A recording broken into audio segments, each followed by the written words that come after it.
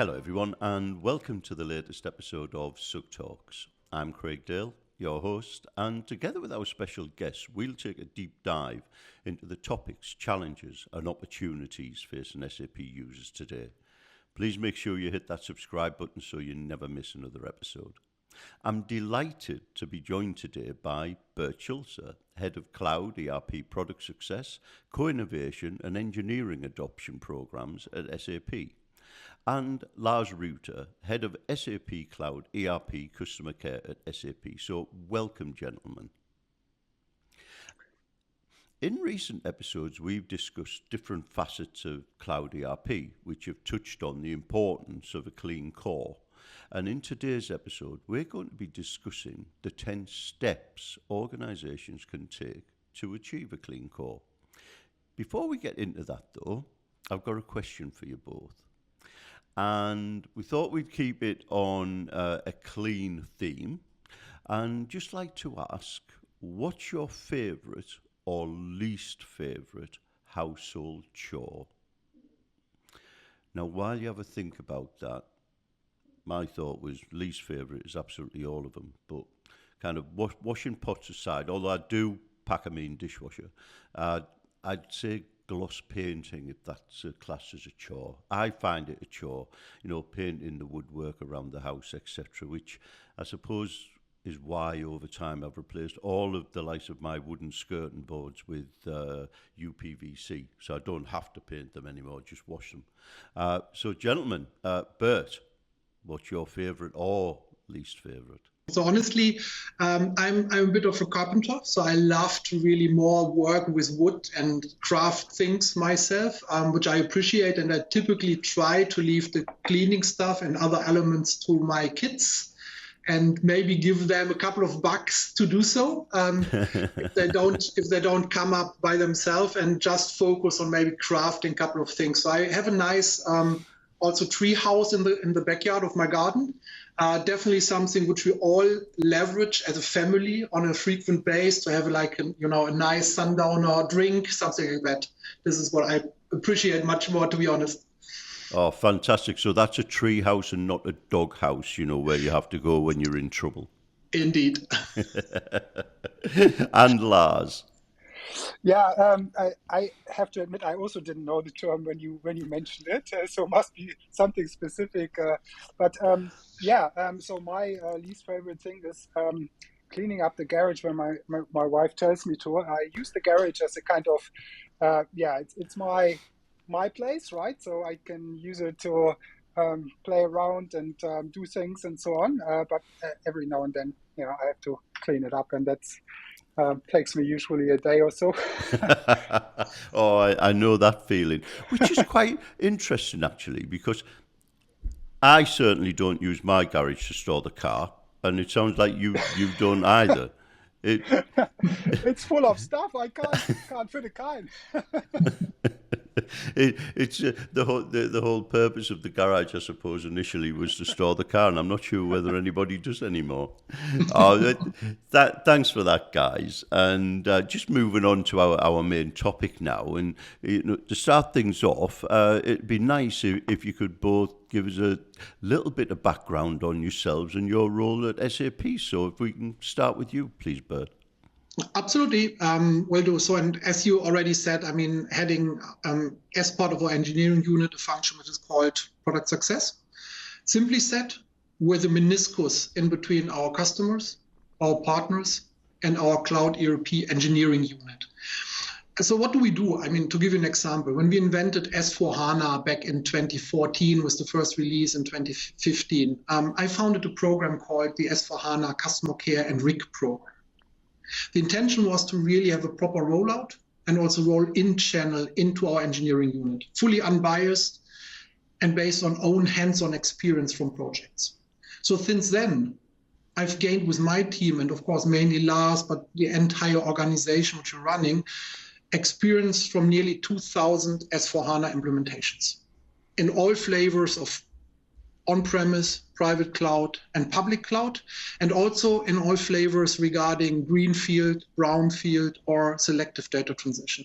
And what we're doing on a frequent basis is that we gain more experience, always look at where's the biggest challenge for customers, for the largest customer, the customer with a new footprint in a dedicated industry, and also make sure that we roll that knowledge back to our customers, to our user groups, and also to the entire world based on blogs, based on knowledge-based articles, based on every channel which we know at SAP, to really make sure everybody can participate from what we know. Thank you. And Lars? Yeah, I mean, I couldn't sum it up better than Bert already did. Yeah, so I basically run that program within Bert's organization.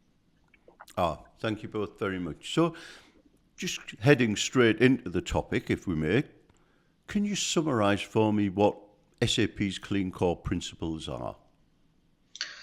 Definitely we can do, and maybe I also leave it for in a second to Lars. But let's first maybe think of what is my view when I think of Clean Core. And maybe as we're in a podcast, maybe we can all close our eyes now for a second, because it's the perfect setting, right? And think of an old car from the 90s, a station wagon, family car, picked and packed with rooftop boxes, side pubs, luggage inside and outside the window. And sure, this car will also continue to bring you from A to B. But today's business is pretty much a race, right? And you need to really be able to adopt new technologies fast, gain business advantages over the competition. And for that kind of race in business, you need a race car. And this is, in my eyes, the big element or the big aspect about Clean Core, because a Clean Core throws the extra weight from your station wagon, from your 90s car, off board to prepare you for the future. That's pretty much how I look at the Clean Core principles. And if I may also take you on a very quick journey, because I think Clean Core is nothing which is completely new, but it is something which is also something people need to get used to. And it reminded me, when I also thought of Clean Core, and when we started this initiative, also of my year one travel experience after COVID. And let me quickly take you on a journey for 1 second, because this was my first flight when I went to Bangalore to see my team in India. And as much as I looked forward to the highlight of the year with this trip, I also had to admit that it created a certain stress also for me, because my travel skills were almost rusty after 2 years with Teams and Zoom calls. And I think when I consider back in 2019, I had so many travels under my belt also that I almost felt personally like Ryan Bingham, the character played by George Clooney, and Up in the Air, right? I mean, fully optimized, mind and body on autopilot, and always going a step ahead and even thinking around the next corner. Now, this is something which we also consider when we look to our customers on a daily basis, that, if I transfer that into our public cloud world for a second, if I'm allowed to, in public cloud, upgrades also run on the same autopilot. This is a well-oiled machine or process, and the core is kept clean by design. If you just take a customer who went with us into the journey of an S/4HANA public cloud installation from day one, they have consumed, since we invented S/4HANA Cloud Public Edition, 31 major upgrades and 28 monthly shipments in the last 8 years. Now, if I translate that into the classical S/4HANA on-premise experience of our customers, it would take a customer around 120 years to gain the same experience, if I consider conservative 4 years average upgrade cycle. And digest that for a moment. A public cloud ERP customer have in few years the upgrade experience of comparable 120 years on-premise under the belt. So what we do with Clean Core, and why do we set up Clean Core, is to help customers to get their S/4HANA installations as close to public cloud as possible. It's as simple as that. And this is, at the end of the day, also the central aspect of the Clean Core in my eyes. Yeah, maybe I mean Bert said it very good with the examples. Yeah, let me maybe just go one step further and provide a little bit more detail, one level down, so to say, on what we mean with Clean Core. So, I mean, Clean Core, as Bert mentioned, it's not a new idea. Yeah, I think those of you who have been on ERP um, for the last decades know that cleaning up the system is important. I think what we do differently now is we look at it more holistically, right? So we look at it from a business processes point of view. We look at it from, of course, also the extensibility or coding point of view. But also we include things like data. Yeah, how do you reduce your data volume, ensure clean master data, remove data silos, and so on.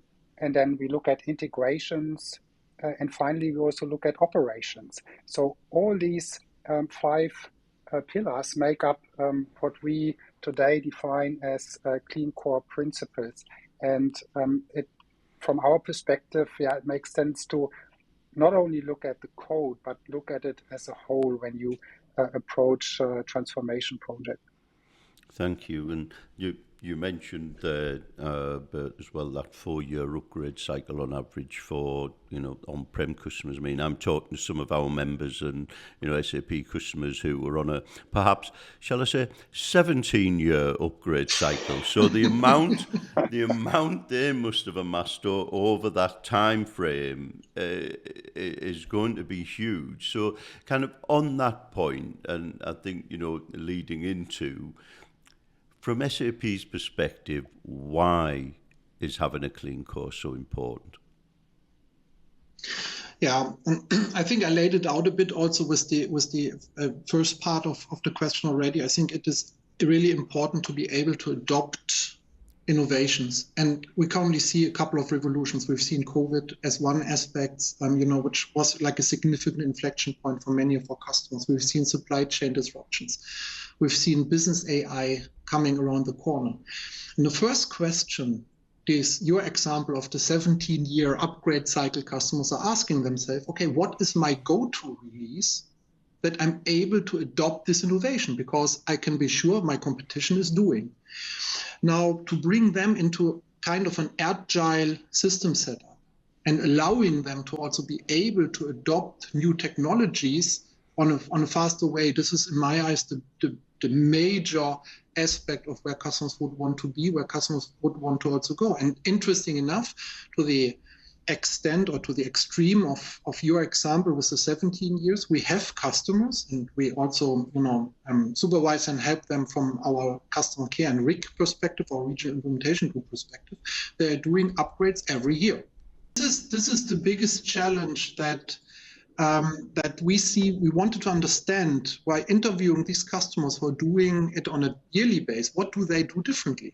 And this is also what created for us the dimensions Lars talked about, right? That we said, hey, it's not only talking about custom code, which is of course always on mind, the extensibility of aspects for our customers, but also, as Lars laid out already, integration, data, business processes, and also operations, which needs to come smoothly together to allow it. And then going back to my example with traveling, and then to practice, because no book will ever bring you to the same knowledge to anticipate what's coming next, rather than to really go in and practice it. And interesting enough, for those customers who are doing it anyway on a yearly basis, they don't have a big issue with it. They are set up for it, and they just, do it.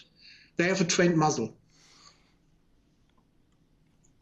Thank you. And so if we look at that, you mentioned that the competitors are moving on an upgrade cycle, adopting innovations, may move them ahead of you. I suppose one question around that is, if everybody's on that same version and adopting innovations at the same time and have that clean core, does that also mean that organizations might lose competitive points of differentiation when it comes to their use of SAP? I mean, my perspective on that is No, not at all. Yeah, I mean, you standardize in the areas that are not competitively relevant for you, and you customize in the areas where you believe you've got a competitive advantage by doing that customization. So that would be my short answer, but maybe Bert wants to No, add on absolutely. that. No, it's absolutely spot on. I think we want customers, and I mean, for public cloud, it applies the same, right? We've seen adoption of standard is important where you have not differentiating processes. We've seen also what have been the first line of business functions moving into public cloud environments. This have been HR processes, this have been travel processes, this have been procurement processes, because they are not highly differentiating. And none of our customers is really selling and going to market to their customers by saying, hey, I have the best HR processes in the world. But we still see that customers need last mile adoption capabilities. And this is what we also provide in the past in an, let's say, in a disruptive way, because you could, for example, use the ABAP workbench to do a lot in your system, but you can also, do it in a way that your system is not upgradable afterwards, or that it takes you in a project a significant effort. Now, what we're doing with the Clean Core principles is also making sure that everything which we do, for example, in differentiating functionality, is done in a lifecycle compliant way, which means you can do upgrades much easier, much faster by adopting the principles which we apply on the Clean Core. Thank you. And what are some, I suppose, more common challenges perhaps that customers face in achieving a Clean Core? And I suppose we've touched on some of them, building up 17 years of technical debt, etc. But what are the other common challenges facing customers? Yeah, I mean, from maybe I get started. Yeah, from what I see in the projects, I think the biggest challenge is really around change management, right? I mean, you all would know that it's not about technology so much. It's really about how do I get business to adopt change? That's really been the biggest factor influencing customers on a way to Clean Core or do anything, let's say a little bit more broader in terms of Clean Core. Yeah. So change of mindset, change management, but also from a technology point of view, maybe a little bit more to understand the options that are available when you have to choose between different types of extensions. So I still see a little bit of a lack of awareness of the different options that are there compared to the old ways of extending the system. So let's say side-by-side extensibility. If you think about the business technology platform, when do I move an extension to the business technology platform compared to when do I do the extension on stack? So that's something where I still sense a little bit uncertainty when I discuss this with projects, and also how extensions should be done in detail. Yeah, there's also, I think, still a little bit need for education on that side. So I mean that's my key observations. Yeah, I couldn't agree more. It's definitely the mindset, right? You have to turn back the wheel, because in the 90s everybody extended the solution like hell, and the business often loved the functionality.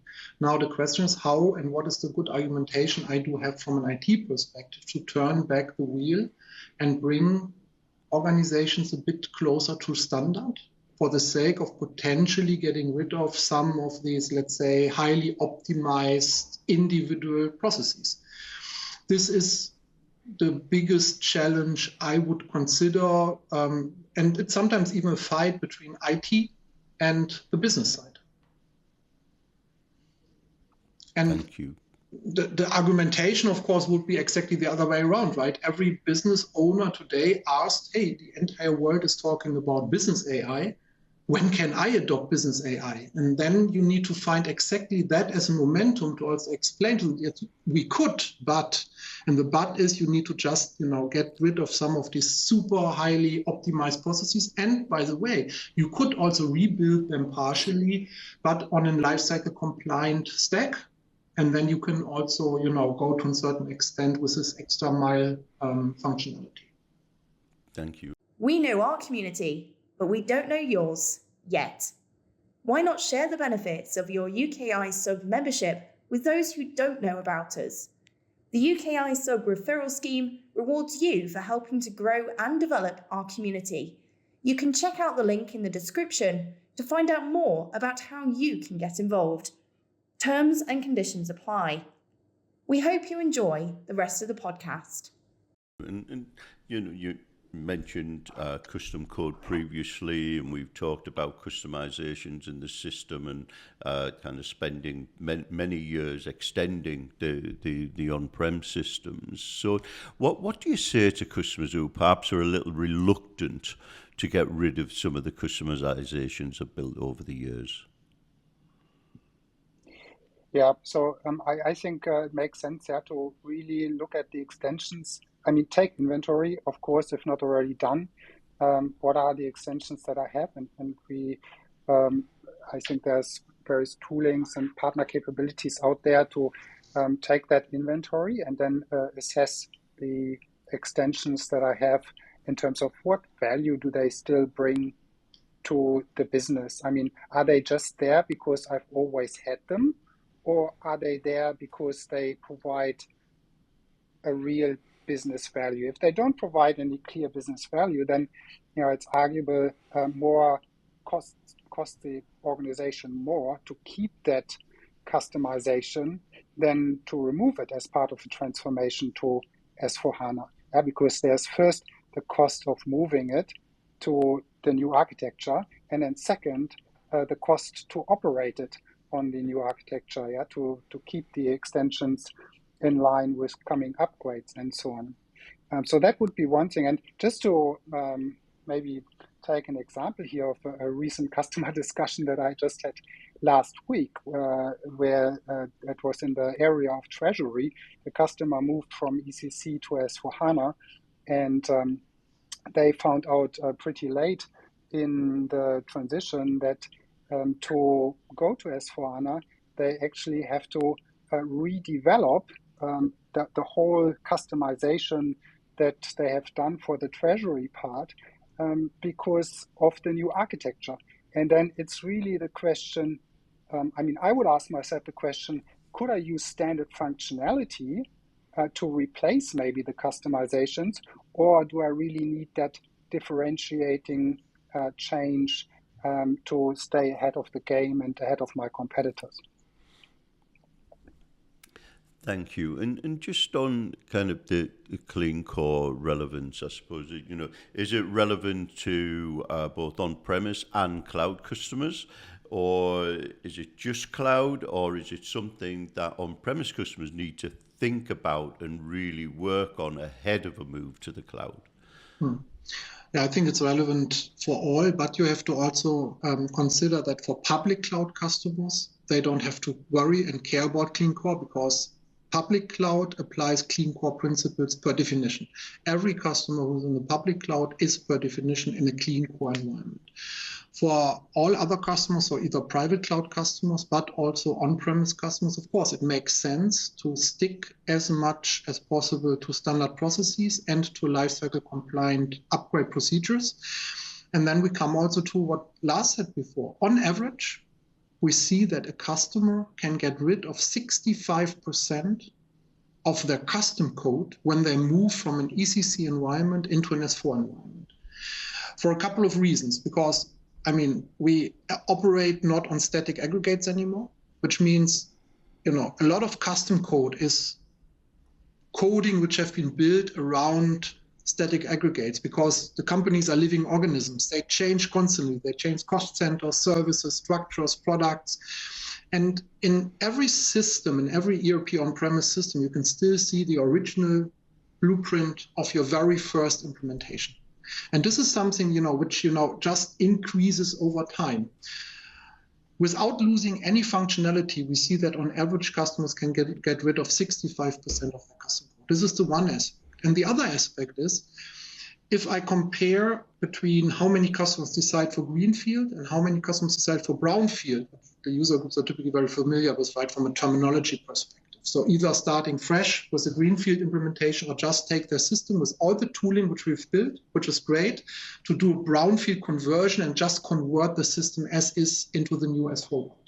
Now, 50% decide for greenfield, 50% decide for brownfield.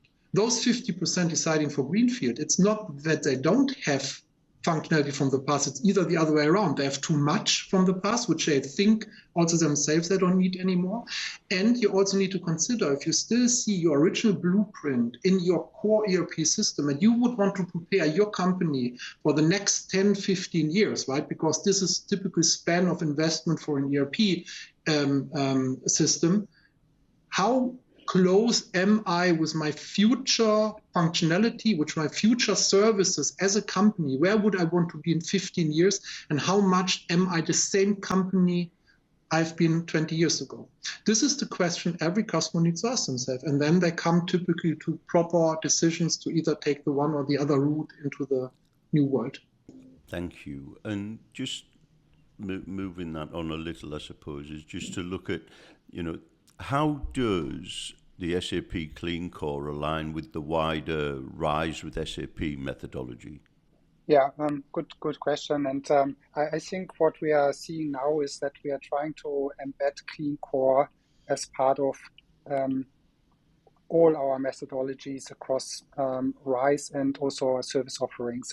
Yeah, so for instance, we, as part of Rise, we've clearly strengthened the Clean Core message, but also we have, let's say, in the Activate methodology, for instance, which is the key methodology for customers implementing S/4HANA in private cloud and public cloud.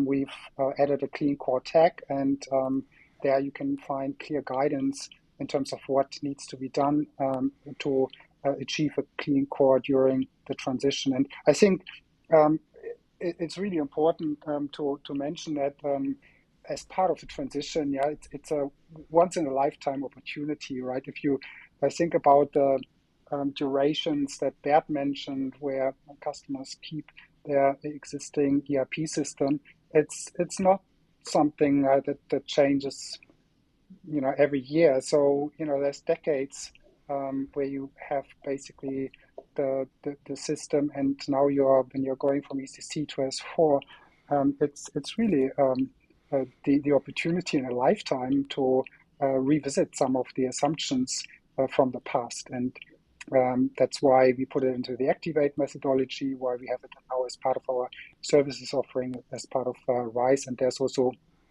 a Clean Core onboarding session, especially for Rise customers as well. Thank you. And we've talked about, obviously, areas that Clean Core can help companies and also adopt future innovations and the innovations coming from SAP.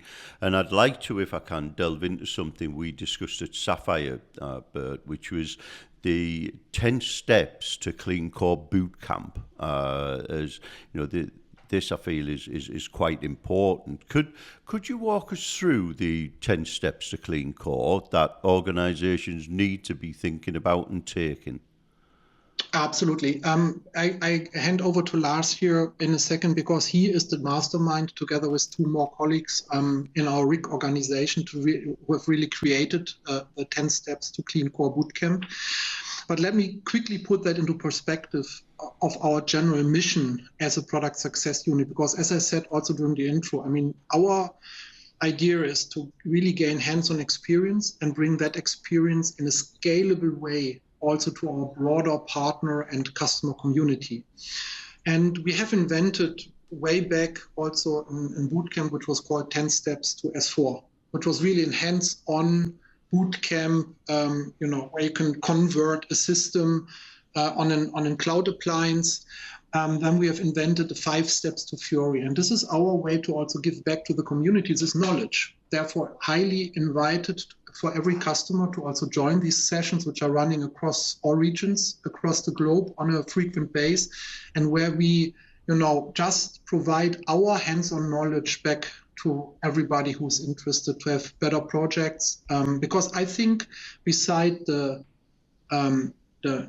push which you currently see everywhere and everybody talking about Clean Core, customers also ask for the more concrete hands-on guidance. What does it really mean to me? If I'm now standing in front of a project, where would I start? What is my first step? How do I get into it? And this is something which we've put together, and handing over here to Lars with the bootcamp 10 Steps to Clean Core. Yeah, thanks, Bert. And the bootcamp is, as Bert said, delivered by our product experts who've been supporting S/4HANA projects for the last 8 years. And we include in the bootcamp Clean Core principles, tools available. We have a huge amount of demos and also hands-on exercises. And there's no need for customers to bring their own system. So we provide a system for customers to do these exercises.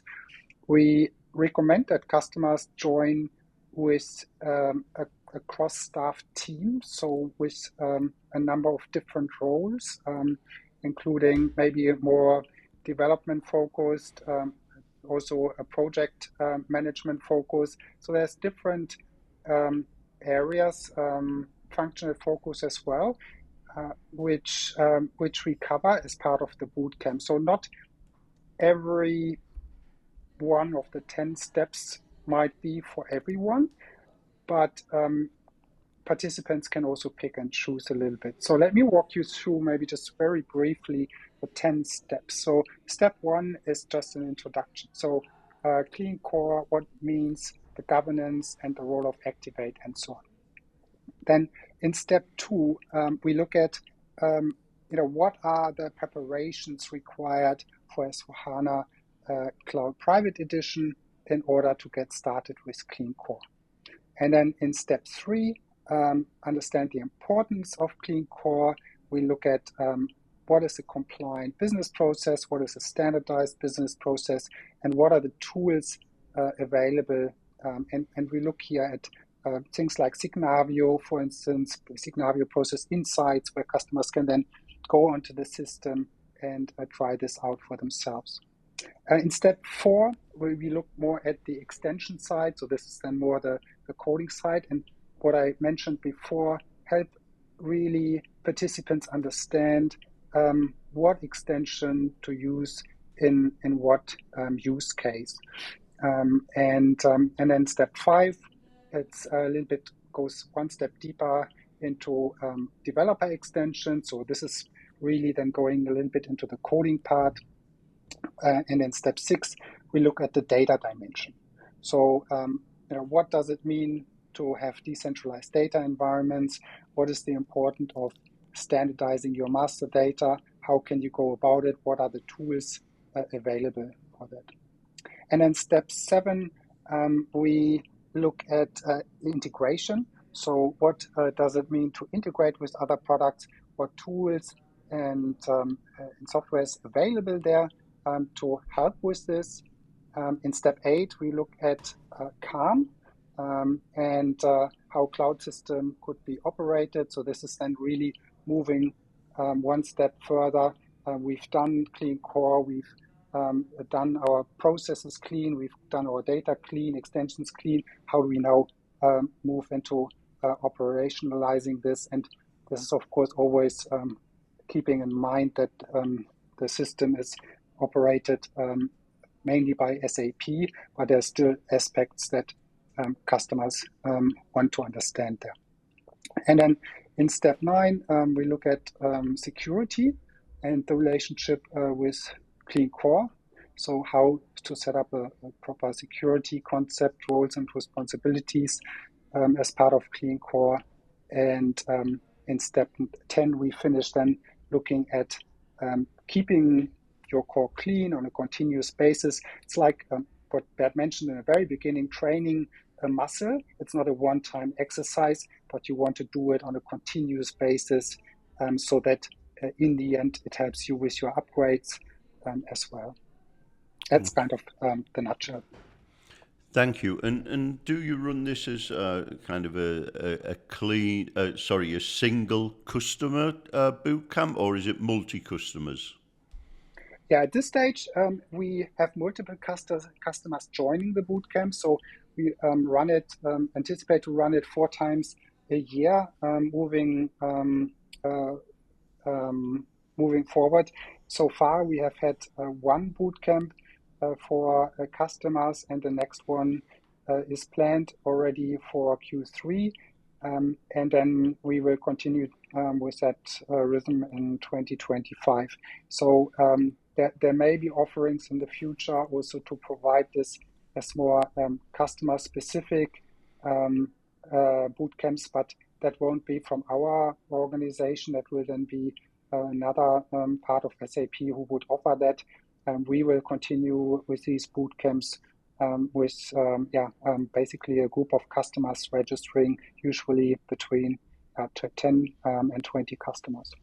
Okay. It's a great question, Greg. And interesting enough, even if some customers ask for individual customer-specific trainings, most customers really appreciate their peers in these workshops because they benefit big times from listening to their questions, exchanging where they are on their journey and what's going to happen. So now, as Lars said, we had like a couple of POCs running with this particular bootcamp with partners, but also the first one after the POCs with customers.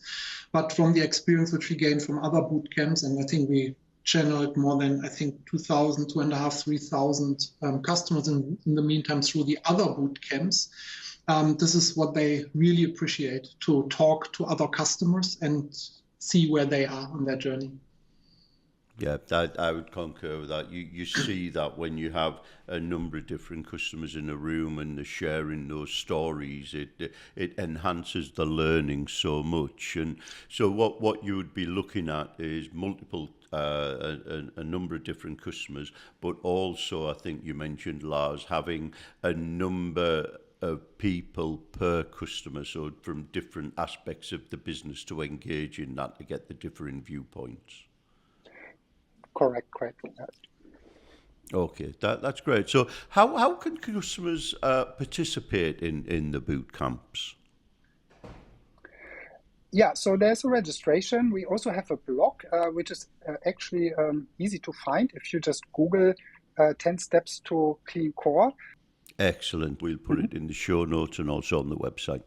And those customers who are early on that journey, we're also happy to provide the links to our 10 steps to S4 and 5 steps to Fiori, because the 5 steps to Fiori is particularly interesting because I get often the question, how do I now do the first step into that transformation approach? While the other one is more a technical one, the 5 steps to Fiori is also helping, how do I define my correlation of the willing to really drive a dedicated function, for example, like for an accountant organization, the Fiori through the organization and create kind of a pull effect for other parts of the organization. Oh, this is how S4 could look like. I also want to have it the same way.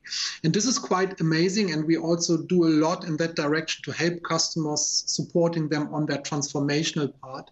This is where I would strongly recommend the 5 steps to Fiori bootcamp as well. Thank you for that. And as we come to a close now, what is the key takeaway from each of you, if I may, that you would like customers to be aware of when it comes to the Clean Core? What's the big number one thought or lesson you'd like everybody to understand? So if I can start with you, Lars, and we'll close with you, Bert, if I may. Yeah, so don't be afraid of Clean Core. I know it's difficult to handle the change management aspects. I know it's sometimes hard and a lengthy process to work with the business through that change. But I have seen some examples where this has worked really, really well. There's a well-documented example from how Cathay Pacific did this during their transition to S4, and they did this in 2016. So we didn't even talk about Clean Core back then, but they really documented their approach. It's in several newspaper articles as well, if you Google it. And they really use this concept of a governance board to ensure that during the transition, they only let customizations through that have been approved by the change governance board. And they worked intensively with their business to make sure that every deviation from standard has a good business case attached to that. So in the end, I think every customer can do it, every project can do it, and of course, we're there to help. Thank you. Yeah, for me, it's a bit going now back to the beginning, right, to close the loop between what we said. So I'm often asked, of course, and Lars as well in our role as customer care and RIG organization, what is the secret sauce of success to run upgrade smooth? And I believe the question should uncover kind of a secret formula or any recipe, but it's much more trivial, right? Upgrading is like a muscle to be trained. The best book will not gain you the real life experience and challenges. And like my travel skills from the beginning, I know how to travel. And I can, of course, react spontaneously to unplanned events. But the overall experience is so much better if I'm doing that on a frequent basis, if I really am used to it. And the secret sauce is to foster an agile and always ready to change mentality in the organization. That's pretty much what makes a difference. To be prepared and in the position to also tackle the next potential disruption rather than to being disrupted in that setting. So for Clean Core, it's for me the mindset of moving from why to why not. And then with that thought, I personally think we can all strive to aim for Ryan Bingham and see how we can be perfectly trained to really get into that mood going forward. Bert, Lars, thank you. Thank you today for your time, for your insights. Really appreciate you being with us today. And thank you for listening. We hope you enjoyed the conversation and found it valuable.